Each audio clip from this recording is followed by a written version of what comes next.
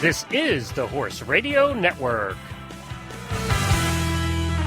This is episode 125 of the Dressage Radio Show, brought to you with the generous support of Equestrian Collections and Horseshow.com.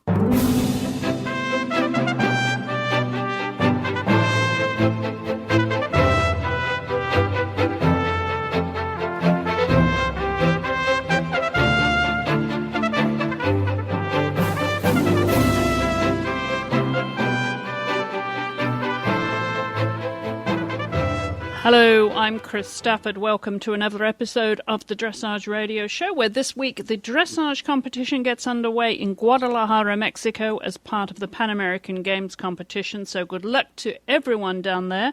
We look forward to following that competition through the weekend into early next week, and of course bringing you the results here on the Dressage Radio Show. But for this week, I have two guests with me, one of which is someone that you have suggested as part of our Great Partnership series, and that is Anky van Grunsven and Bonfire. So we're going to hear from Anky a little bit later on in the show when she's going to share with us her memories of that great partnership. And also David Blake is going to be joining me shortly. David Blake is based at Stephan and Shannon Peters in California, and David was making his debut at the Gladstone Festival of Champions just a few weeks ago. So we're going to hear more about David and his business over there and his aspirations. So all that to come on this week's show. But before we bring on our first guest here this week, I want to remind you of one of our sponsors here on the Dressage Radio Show, and that is Equestrian Collections. The fall season is well upon us now, and it's time to start thinking about your horse's blanket again. Perhaps it's time for a new one. Well, Equestrian Collections has an extensive range of blankets for all weather conditions, from the popular horseware choices of Amigo, Rhino and Rambo models for turning your horse out.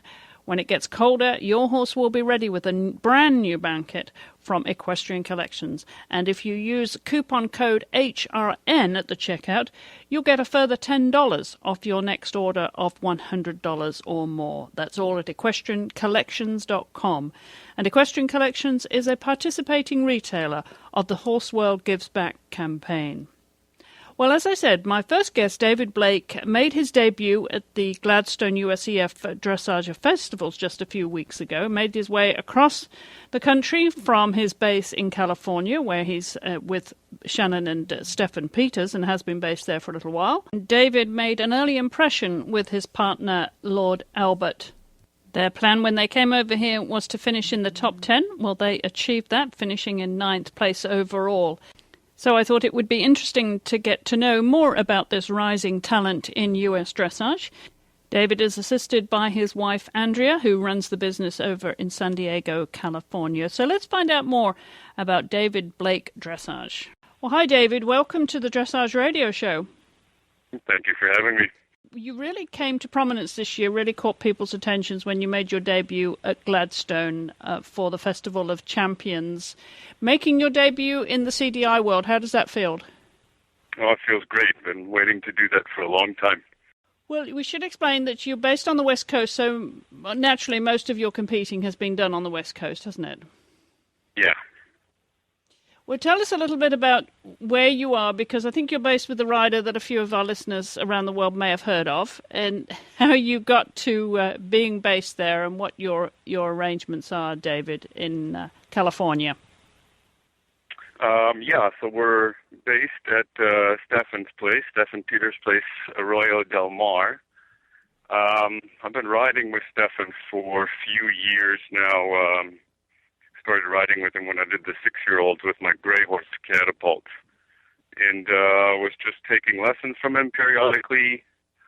And one day came to take a lesson, got done, and him and Shannon walked up to me and said, "Would you like to move in?" And that was a fairly easy decision. So a month later, I moved the whole operation to San Diego from Los Angeles. Well, you were in Los Angeles. So you were familiar with California. It wasn't too big a move for you. Exactly. It was definitely worth it. We kind of just started over again. Had a pretty good business in L.A. and then came down with, I think, about 3 horses and started all over again. Well, it obviously works for you then, and as assistant trainer, do you actually work with some of Stefan's clients? Then is it part of a team Peters that you're involved with?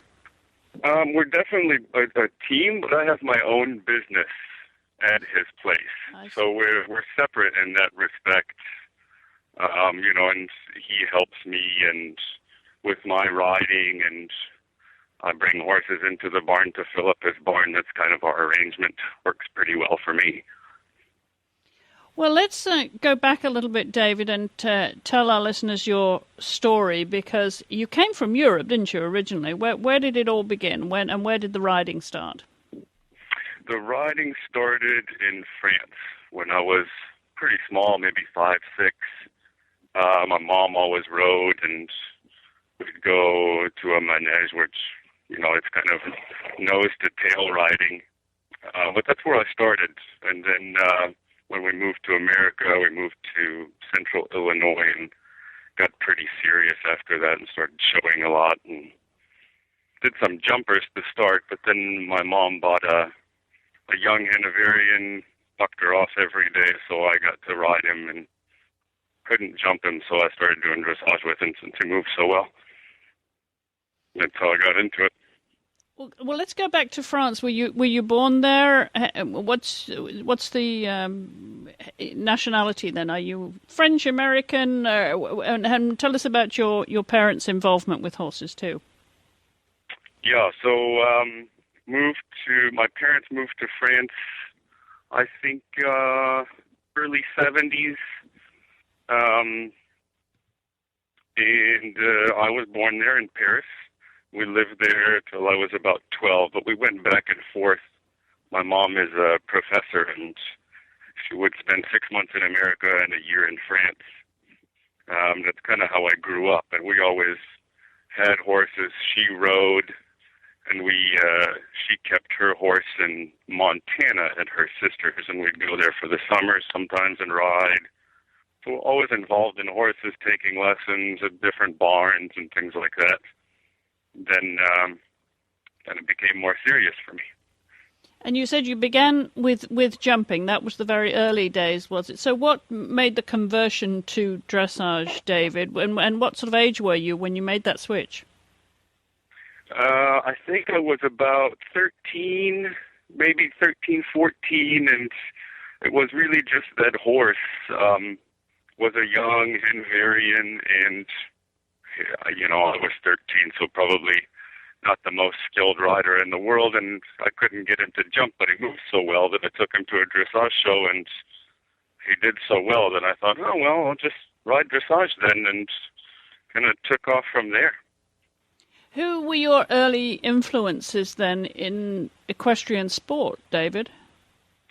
But definitely when I was a kid, I loved to watch Stefan and Gunter and the guys that were really, really good, Those were my idols. And, of course, watching the videos of Klaus and, all the guys that were really, really the top-notch. Those were my idols when I was younger. And so the influence towards dressage then was a natural move for you to get to California. Was it when you came back from Europe? Was that something that you did as part of your equestrian and riding career? Yeah. I was basically making the decision after high school. Should I move to Florida and find somebody to ride with, or should I move to California and find somebody to ride with? And I decided California. There was no real rhyme or reason.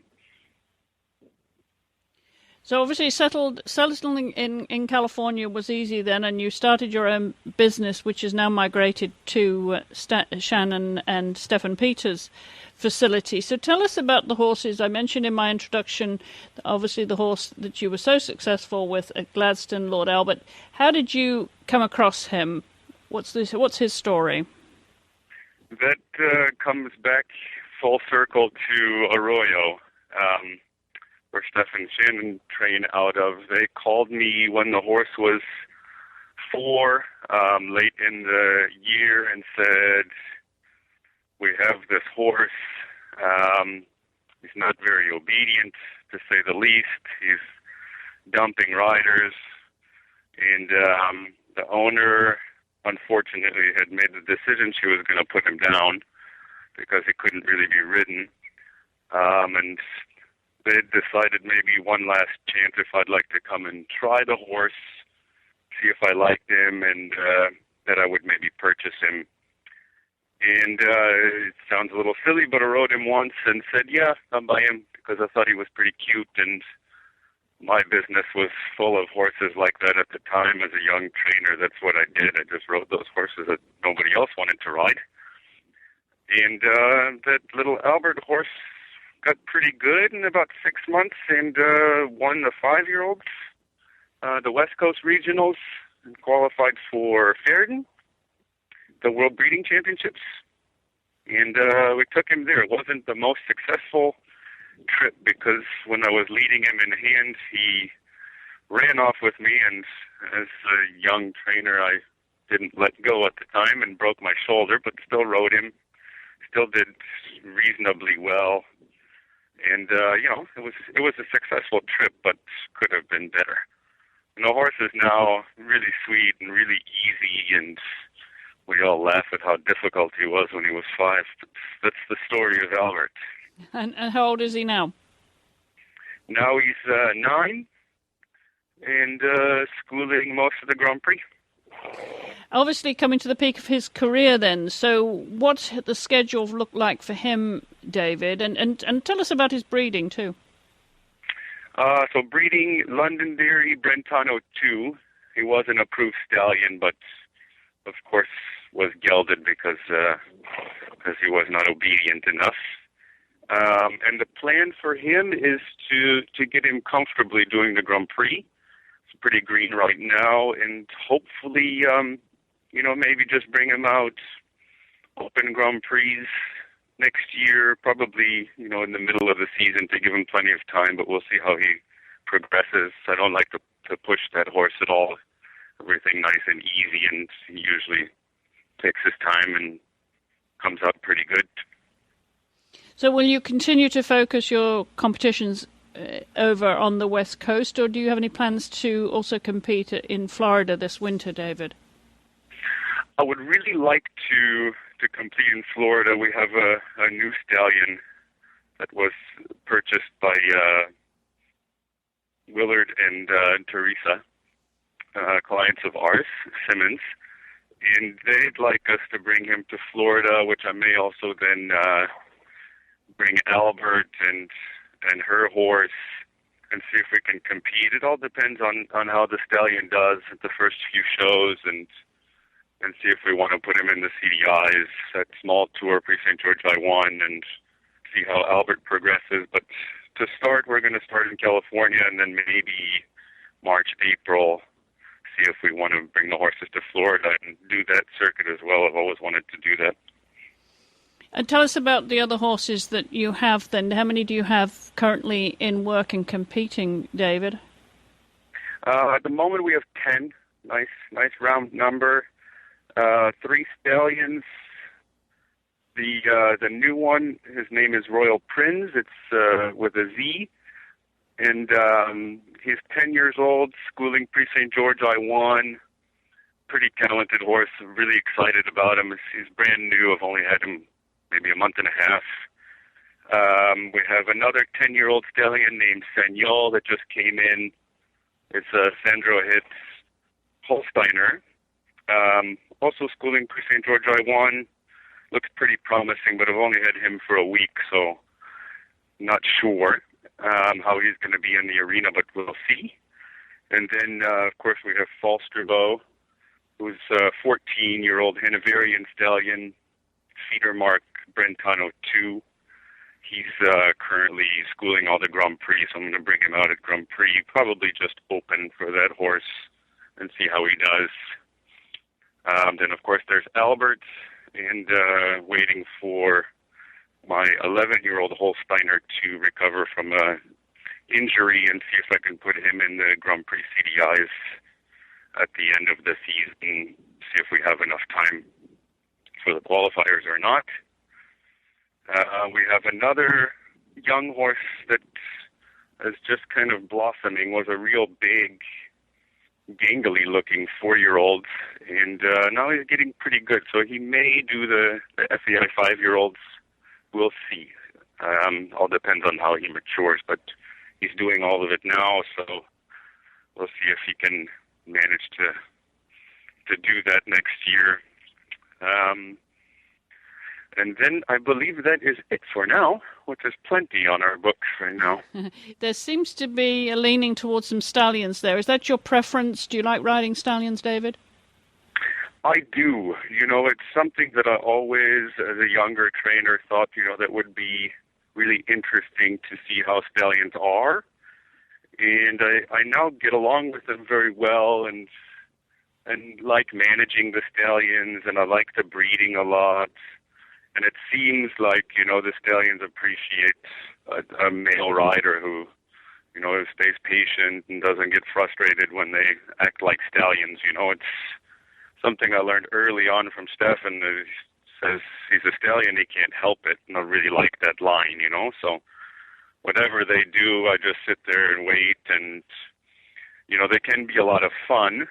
And the big thing for me is, they're like a really fine sports car. They're the top athlete, that look the best. And it's a little bit silly, but everybody jokes that as long as they're really good looking, David will ride it, So I have fun with them. I really like the stallions. Love to look at them, love the breeding, and it's working out well. I am definitely leaning towards the stallions at the moment. So you mentioned breeding there. So are these working stallions already also in a breeding program with you, David? Yes. Royal Prince has not started breeding with us, but Sanyal has been breeding, and we're going to be collecting him this year. Falsterbo we collected last year a fair amount, and Royal Prince is gonna start as soon as we bring him out and advertise him a little bit. So that's something we're just starting to get into, which I'm really excited about. And you mentioned that you have a full training facility there, your own business. How much of your day then is represented by teaching your clients as opposed to schooling your own competition horses? The day is broken up. It's very little teaching at the moment. It kind of goes up and down. But I ride the horses in the morning. The program is always 6:45 first horse, and we just kind of go through them all morning, and then I start teaching at about noon. And right now I only have 2 clients that I teach. My assistant, I teach on some of the horses. And so it's a nice program, It's a little bit laid back like we like to do it here, and not too many horses that we can really concentrate on them. A typical California lifestyle, huh? Exactly. So when you get some help, does that always come from Stefan, or does Shannon always also help you? Shannon also helps me, yeah. Yeah, she's a real stickler with the position, and she's really helped me become a little bit prettier in the saddle. And then Stefan helps me, with the horse, with the technical aspect. It's a really nice team. It's really, it's perfect for me. I couldn't ask for a better training program for me. Well, clearly you're a young man with ambition now, breaking into the CDI world. Where do you hope this will eventually lead? Is it a given that you want to become a member of the team and ride alongside Stefan one day on the American team? Absolutely. That's been the goal for a long time. I decided that when I was about 16, and really hope to get there. It's the only thing I think about, really. The business is just a forum to get me there if I can. Well, as you said, you're living the California lifestyle, but a little bit laid back as well. Even though you're a busy man with all the horses that you have, what does David Blake do for fun? Do you drive fast cars? He does not. Dave Blake calls Gunter Seidel, and they go surfing all afternoon. Okay. That's what we do for fun. Yeah, pretty pretty dedicated surfer, trying to get better, but it's a very difficult sport. And you're making sure Gunter stays upright too? Oh, yeah. Good. Yeah, he challenges me every day. Hard to keep up with that guy. Well, it sounds like life is being very kind to you right now, David. Absolutely. Couldn't ask for anything more. Terrific. Well, we'll probably see you back here on the East Coast in the near future for some more CDIs and heading towards Gladstone and that team training headquarters. I'm sure that's constantly on your horizon, isn't it? Absolutely. All right, David. Well, the very best of luck with your career. We hopefully you'll come back on the show anytime and give us an update on how things are going, and we'll follow you with interest. And hopefully the dream will come true one day. Thank you. Appreciate it. Thanks for having me. Well, my next guest hardly needs any introduction from me, and she's going to be telling us about that very special partnership that she had with Bonfire as part of our Great Partnership series in just a second. But first of all, I want to remind you about horseshow.com, one of our sponsors here on the Dressage Radio Show, because the Fall Dressage Festival, which opened its entries for US Equestrian Federation tests from training through 4th level, tests 1 to 3 for all levels, is at horseshow.com, and they're judged by Natalie Lamping, an FEI and USEFS licensed judge.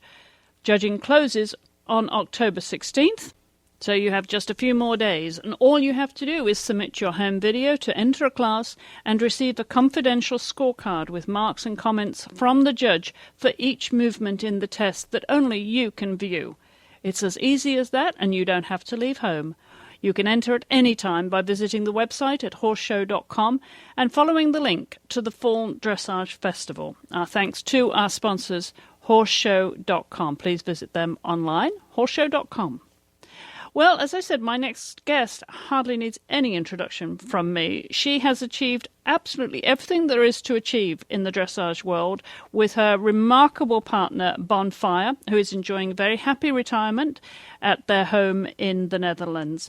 And I caught up with Anky just recently to share some memories of that wonderful partnership that she had with him. Well, hi, Anky. Welcome back to the show. Yeah, hi. Nice to have you back on the show. And this time we're going to talk about, I think it's a horse that has a very special place in your heart as part of our Great Partnership series, Bonfire, no less. Yeah, he's been very special for me. I have him since he's 2.5, and he was under the saddle for, I think, 2 or 3 weeks. And then we brought him home, and I thought, wow, this is an amazing horse. And, at the end, he was an amazing horse, but we didn't have an easy start either. Well, let's go back to the very beginning, Anky. You said you got him when he was just over 2 years old, so very, very young. Where did you find him, and were you actually just looking now for potential Grand Prix horses at the time? No, we were definitely not looking for, we were looking for a young horse because, I was still in school and actually I didn't have time. So, actually, I didn't. My father thought I didn't need a new horse because I already had two. But then we met Bonfire, and he was at the dealer's place. And we both, my father and I, we thought, wow, this is the horse. This one is, the one we need. And that's, the second time we went back to watch him, our feeling was even stronger about it. And so then my father decided to buy him. Well, of course, he's an Oldenburg gelding. And he was foaled in 1983, so he's 28 already. I mean, an amazing story which we're going to tell. But at that time, when he was such a young horse, it's very hard to spot, a Grand Prix talent when they're so young. But what was special about him? Why did you fall in love with him? Yeah, okay, his walk was bad and his neck was not nice, but my father and I, we thought, okay, he's young and there's a lot of thoroughbred in, so he will be older and more quiet, and then the walk will get better and the neck will be nicer. And he had an extremely powerful leg, and the way he trotted and cantered, we were really impressed by it. And, when he got 3 and 4, it wasn't always easy because he a lot of energy and not always in the right balance on it. But the older he got, the better it worked out. So what kind of a ride was he? You said he wasn't necessarily easy as a young horse to train. What kind of personality? He was very overactive, and he's always been active as well, but he was scared of everything when we got him, and this was like that as well. Like, we were laughing, like when a mouse is sneezing, he will be afraid of it, and so that was difficult because we took him to a lot of national competitions, and that he really got used to flags and tents and stuff like that.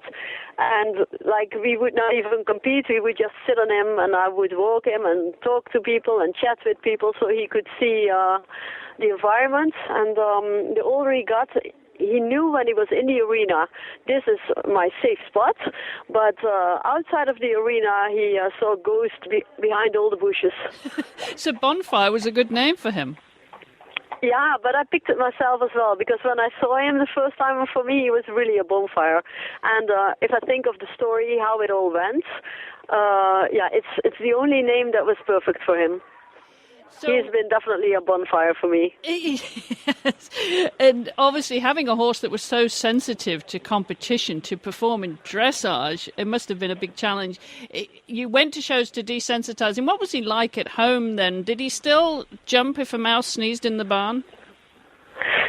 Yeah, he is not a brave horse, but on the other hand, he was very willing to do his best. And always when things went wrong, it was always because he wanted to do too well. So you could never punish him. You always had to be quiet with him. You always, even when things went wrong for 100 times, you had to redo them and stay calm. And I think, for me that was, he really had to trust me. Because otherwise, if the strongest, Bonfire and I, we have the strongest band of all the horses I have and had. And I think without that, he wouldn't have become so good, because he really, really needed to trust me. Well, more than any other horse needs, because all the other horses are, they're brave enough by themselves, but he really needs to know that if I said it was good, it was good. Yes, absolutely. You developed an incredible bond there of trust, as you said, so he had the confidence in you that whatever you asked him to do, it was okay, he could do it. Yeah. So what was he like to train then, Anky, when he got better and better at the movements and you got up to Grand Prix level? How did he, when he got fit, did he change in his temperament, the fitter he got? He never changed in his temperament, and I don't believe that horses change either, because now if they bring him out in the field when he's 28 years old, he's passaging Piaf towards the field, and only after the day out he comes in walk back. But he has been, he was 17 when he won the Olympic Games in Sydney, and I rode him until he was 25, because he was so full of energy and enjoyed the work. And I also think that is a reason that he could stay fit that long. Obviously fit and obviously sound, a very sound horse. Yeah. What was he like in the stable with the groom? Was he a friendly person? Yeah, he's really by himself. He's not a horse that is in front of the window needs to be petted all the time. He has his own. He takes his rest in the stable, and the moment you take him out, he's there to work. But he's not a social horse in the barn. But he's sweet. He's not biting. He's not kicking. He's a sweet horse, but he's not a horse like some horses are with the head out of the window all day to get all the attention. He's not like that. Well, you mentioned the Sydney Olympics, of course, in 2000, winning the gold medal there and the team silver. The highlight, probably, but he did everything for you, Anky, didn't he? I mean, he won the European Championships, the World Equestrian Games, a gold medal. I mean, and of course, multiple World Cup wins as well. And not to mention, of course, the Dutch National Championships. He won, I think, nine times won that. He did absolutely everything for you, this horse. How could you pick a career highlight, or when he was at his best, or when you enjoyed and realized the partnership was one of the best you would ever have? Okay, I had, I think Rome, the World Championships, I didn't win. That was one of the best competitions, because we had 3 very good rides. And I was really happy about that.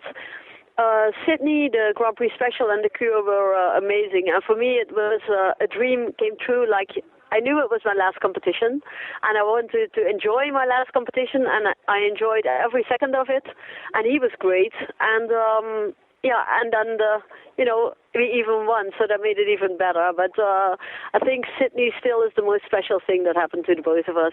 Well, I was there watching you then, and it really was a very, very special occasion. And by then, of course, at the peak of his career, he couldn't do any more for you, could he? I mean, no. An incredible servant to you and a partner.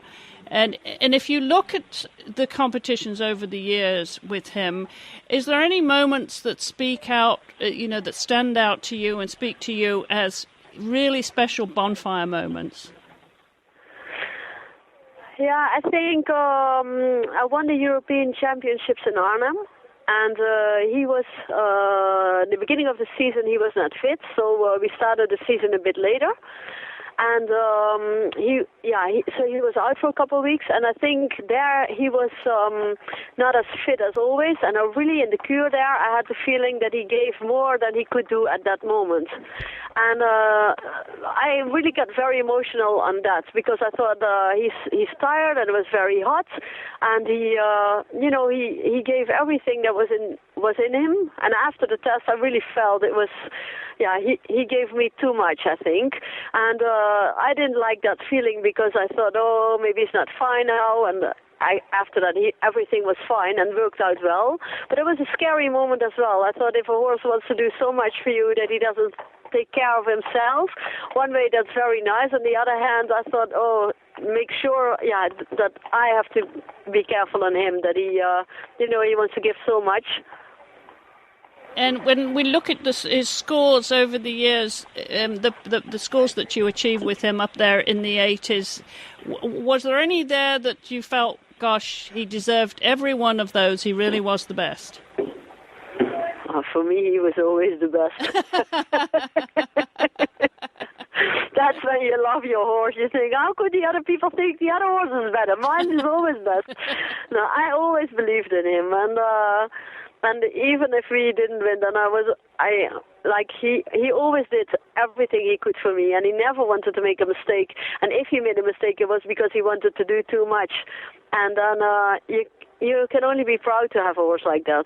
Absolutely. Well, what is a typical day in the life of Bonfire now? He gets out in the field around 9 o'clock in the morning. He first gets feeded and he gets a little hay and a little food, and then at 7 he goes out and he comes in, depends on the weather, but around 5 or when he thinks it's enough.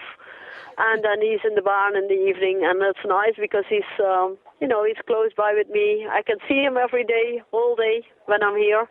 And I like that because I still, thinking about him, I still get very emotional thinking of what he all did for me. He certainly and did. I'm really happy that he's already in the field here for over 10 years. That he did Grand Prix for 10 years, and now he's in the field for 10 years, and we had this great partnership, and we had this great life together.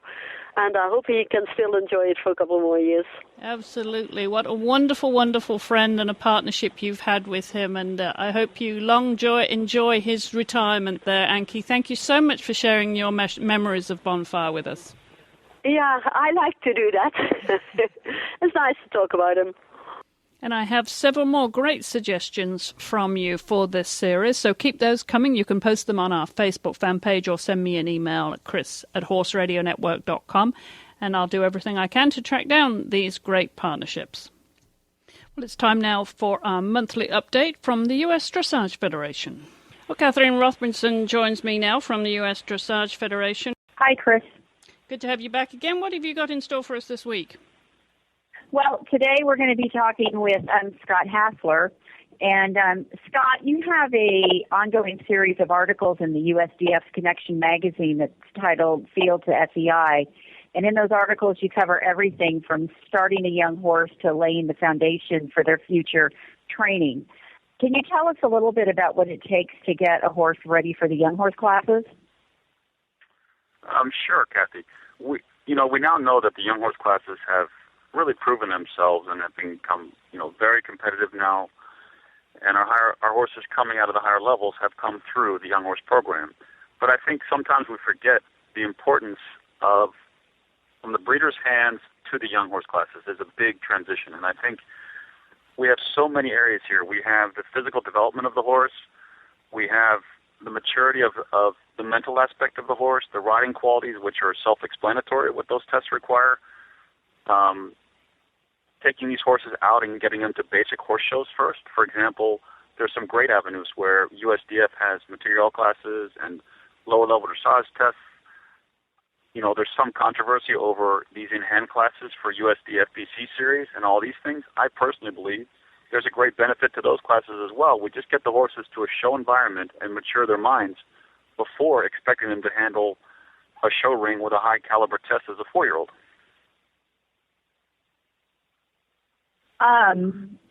You're going to be presenting at our USDF symposium along with Ann Grivens, Debbie McDonald, and Jeremy Steinberg, and you're going to be addressing the young horse aspect of some programs. What are you hoping to accomplish during our symposium? Yeah, during that symposium, I mean, first of all, I think what a great opportunity to have, all 4 of the national coaches under one roof working together. I think that's already good. My section is going to be mostly about demonstrating my piece of the pipeline, as we call it, that I pass the horses on to, let's say, the 4 to 6-year-olds, what it takes to train them well, what it takes to have them be very competitive in the show arena, and also, even if they're not competing, what's important in the training scale, that these horses have a chance for higher-level sport, higher level than the young horse classes. As well as I think it really shows, this symposium really shows great cooperation between USEF and USDF. So I'm looking forward to the whole event. I think it's going to be wonderful. Well, we're looking forward to having you there also. You can see and hear more about Scott's philosophies in training young horses by visiting eTrack, USDF's online learning center for dressage. And if you want more information about our symposium or to visit eTrack, you can go to our website at www.usdf.org. Thank you, Scott, for joining us, and back to you, Chris. Thank you very much, Kathy. Thank you to Scott Plattler, and of course the USDF will be back next month with their regular segment here on the Dressage Radio Show. And I want to tell you now about a show that is being featured as part of our featured upcoming events, and that's taking place this weekend. The Deep South Dressage and Combined Training Association will be hosting the Great American Insurance Group U.S. Dressage Federation's Region 3 Dressage Championships on October 14th through 16th at the HITS Post Time Farm in Ocala, Florida. Please visit these regional championships to witness the outstanding efforts of top riders competing in their respective classes. These competitors have earned the right to be there by qualifying throughout the year at USDF-recognised competitions. Not only will dressage be represented at its best, but also many special events will be hosted during the championships as well. During Friday's lunch break, enjoy a demonstration in trigonometry. You don't have to imagine what a horse can do, just see it being performed right in front of your eyes. And you can also see a Western reining demonstration and watch sheepdogs at work. And you can visit the world-renowned equine rehab facility at Kesmark for a wine and cheese gathering. And you can also try an educational ride on America, the first ever equine simulator. These are just a few of the events happening at the Regional 3 Championships in Ocala. You can log on to dsdcta.org for the full schedule, and you can get all your equine needs at a convenient one-stop shopping experience in the vendor row. The management team and many dedicated volunteers have been hard at work to make this a successful event for everyone. The competition judges include Kathleen Barboza, Paula Lacey, Natalie Lamping, Beverly Rogers, Marlene Schneider, William Solites, and Janet Foy. So mark your calendar for this weekend and head along to the HITS Post Time Farm in Ocala, Florida for this fun-filled event. And once again, you can log on to the website, that's dsdcta.org, for more information. As you know, I always love to hear from you here on the show, and I've had a lovely email from Kathy McCarthy. She's actually in England, in Greenwich, actually, right at the site of the London Olympic Games next year. And she writes that she really enjoys the shows. She says, "Thank you very much for the dressage and eventing shows of the last couple of weeks. I don't know if it's just the number of British names you've had on or the subject matter, but I've really enjoyed them. Having listened to the small portion of the helmet debate between Richard Davison and Wayne Channon, great guest, she says, by the way, getting to the heart of the sport, I was left thinking about one aspect which wasn't mentioned. You and they had some discussion about the FEI's proposal to allow over 18s riding older horses to make their own choice about whether to wear a helmet and about the role modelling effect the top riders have on younger riders. While I agree with the idea of allowing adults to make their own choices rather than constraining them by rules about everything, there seems to have been no mention of the effect of tradition, culture, and political correctness. What I mean is, for years, riders in the dressage arena have worn top hats or hunting caps. There has always been a focus on dressing correctly and traditionally. Wearing a helmet at a higher level show has always been seen as breaking the mould. I'm not sure if it has actually been against the rules, but certainly no one has been doing it. I think the deterrent effect of fitting in is probably strong enough to overrule even what appears to be common sense, because it's such a long-held tradition. Perhaps the FEI needs to actually make a positive statement along the lines of, quote, wearing of helmets is recommended, unquote, followed by a statement allowing adults to make their own choice. I don't believe that the FEI should necessarily mandate helmets as for jumping disciplines. I do feel that while it remains completely optional, the majority of adults will not make the choice to wear a helmet, so we will be stuck with the status quo until the generation of riders who have all had to wear them from the start reaches international level.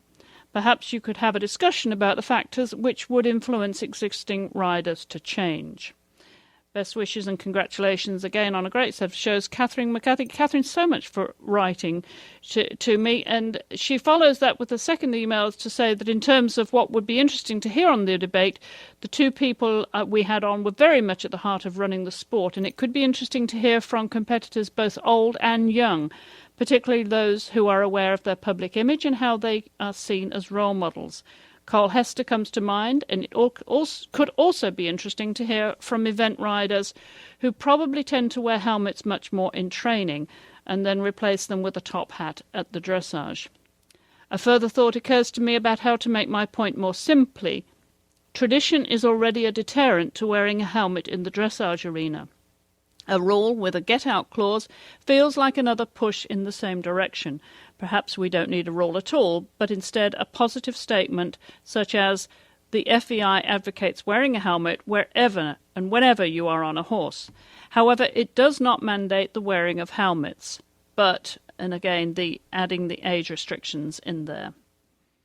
So that's the thoughts from Catherine. I'm really pleased that she actually took the time to drop us an email and express her thoughts on this subject. Is, of course, a very interesting and controversial topic, the wearing of helmets. But as always, would love to hear from you if you have any further thoughts on that. We will obviously consider Catherine's points and see how we can at least further the discussion here on the show. So don't forget to send me your comments and suggestions about this topic and anything that you hear on the Dressage Radio Show. Always love to hear from you, as always. Don't forget you can feature your show on our featured upcoming events. Just drop me an email and I'll tell you more about that. Don't forget to check out our Equestrian Legends show over at equestrianlegends.com. Send me your suggestions for great partnerships and any young reporters. Don't forget to drop me a line and come on the show and tell me about your show wherever you are in the world if you're under 20 years of age. Well, that about wraps it up for this week. I want to thank my guests, Anky van Grunsven and to David Blake, and also our valued sponsors here. Don't forget to also check out our website at Horse World Gives Back campaign. That's horseworldgivesback.com, and check out what we're doing there to support the equine community for those in need. As always, you can follow us on Facebook and also on Twitter at Horse Radio and Chris E. Stafford. My email, chris@horseradionetwork.com, for anything that you would like to hear about or what we're doing here on the show. Love to hear from you. Don't forget our website carries all our show notes at dressageradio.com.